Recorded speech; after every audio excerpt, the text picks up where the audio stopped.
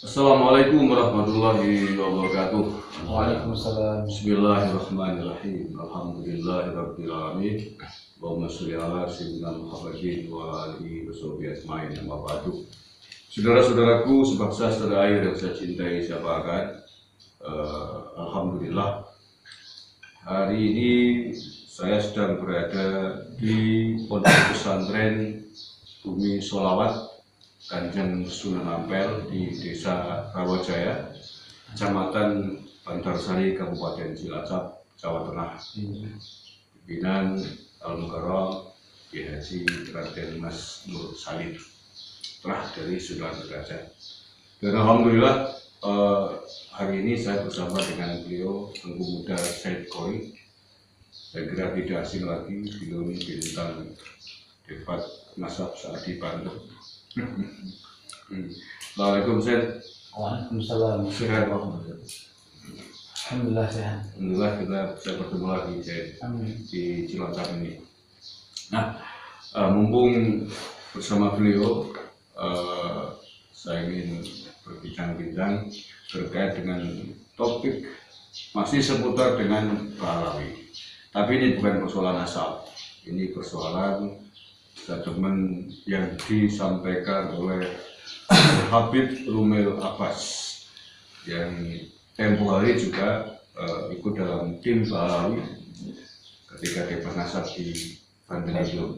Saya kira Dekoy juga masih ingat orangnya kan.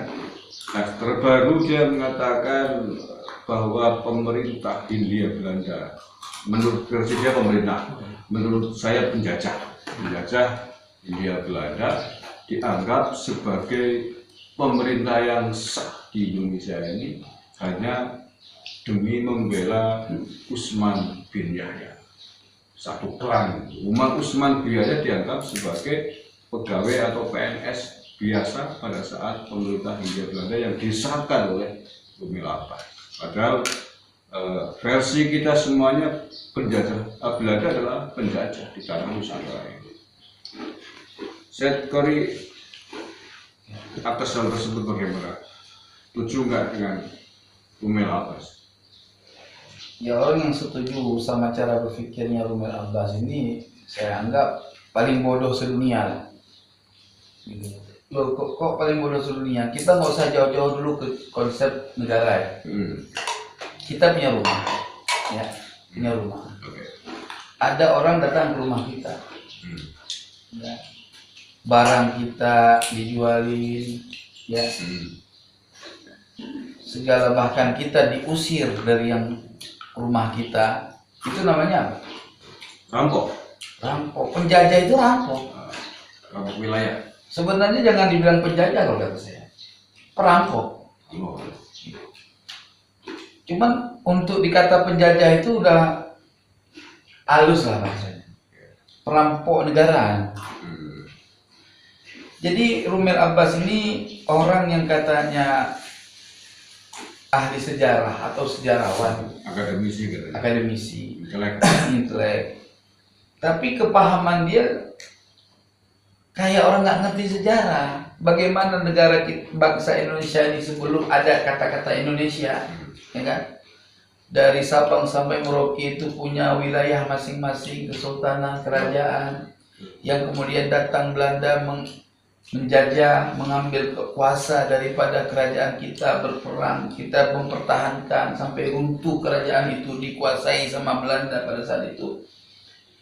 Sampai kerajaan Jogja itu belum sempat dikuasai beratus-ratus tahun, cuma Jogja, Aceh gitu. Jadi kalau ada statement dianggapnya bahwa Habib Utsman bin Yahya itu Ba'alawi, dikatakan bukan antek-antek Belanda, dengan kategori bahwa sebentar apa saya udah jauh. Jadi dia anggap bukan antek Belanda, itu offset. Kenapa? Nggak ada pemerintahan penjajah yang dianggap resmi. Siapa yang baiat Belanda sebagai pemerintah? Gitu. Ini Pahlawi mungkin. Karena faktanya buktinya mau bekerja dengan Belanda, mau menerima bayar dari Belanda. Terlalu berani Rumel Abbas. Dia itu saking ingin bela Ba'alawi. Belanda datang ke sini dalam kondisi Nusantara ini sudah punya pemerintah. Walaupun bentuknya mungkin tidak seperti sekarang, banyak kesultanan, kerajaan. Dan itu jauh ratusan tahun sebelum Belanda di sini. Udah punya daulat. Udah punya daulat. Kita punya Majapahit, punya Sriwijaya, punya Kutai, Darussalam, Aceh, dan seterusnya. Tahun 800 bangsa kita udah membangun Borobudur, membangun Prambanan dan lain sebagainya. Tiba-tiba datang ke sini kok mengatakan sebagai pemerintahnya, sepakat sekali bahwa Belanda adalah perampok yang luar biasa. Dan tapi kalau Rumel Abbas mengatakan pemerintah saya, menurut saya wajar menurut Rumel Abbas saya.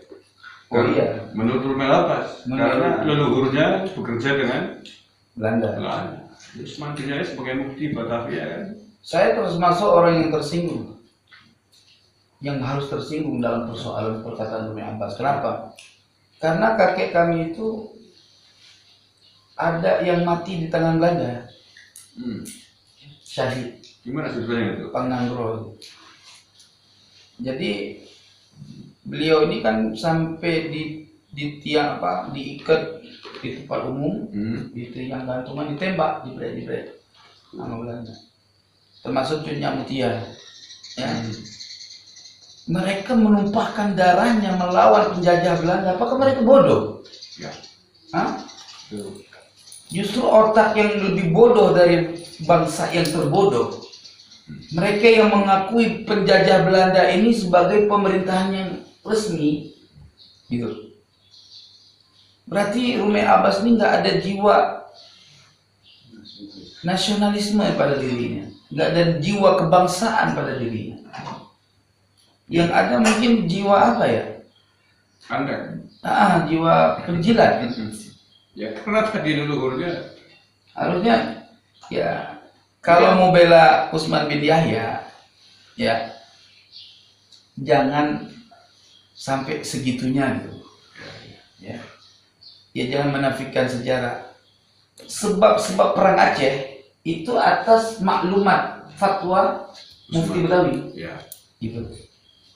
Kan banyak itu tentara-tentara bayaran, tentara-tentara rakyat Indonesia yang menjadi bagian dari kompeni pada saat itu. Ya. Diutus untuk ke Aceh, diadu domba itu. Yaitu atas berkat fatwa Utsman bin Yahya. Ya, sekedar mengingatkan, mungkin ada yang belum melihat, mendengar, atau sekedar mengingatkan kembali bahwa Utsman bin Yahya pada sekitar tahun 1890-an pasca geger Cilegon Banten, geger Cilegon kan 1888, mengeluarkan fatwa bahwa perjuangan para ulama Nusantara ketika itu termasuk Syekh Abdul Banten dan pengikutnya dianggap sebagai pemberontakan dan perang yang batil lah, bukan perang jihad. Padahal ulama kita ketika itu perangnya adalah perang sapi, perang jihad, dan itu sudah dikobarkan semenjak Pangeran Diponegoro. Pangeran Diponegoro 1825 sampai 1830 itu sudah mengobarkan perang sabil atau perang jihad melawan penjajah Belanda. Nah, apakah perang Pangeran Diponegoro, apakah Syekh Abdul Karim Banten dan ulama-ulama Nusantara ketika itu bodoh sehingga kemudian disalahkan oleh Rumel Abbas bukan sebagai sebuah perjuangan, tapi dianggap sebagai pemberontakan? Ini kan kurang ajar menurut saya Rumel Abbas ini. Bukan kurang ajar lagi. Kalau saya sebagai pemerintahan itu harus dipenjara orang. Gitu ya. Mudah-mudahan ini negara emang dia serius. Sebagai apa sih kok lari-larinya ke situ sih? Bahasnya kan nasab sebetulnya.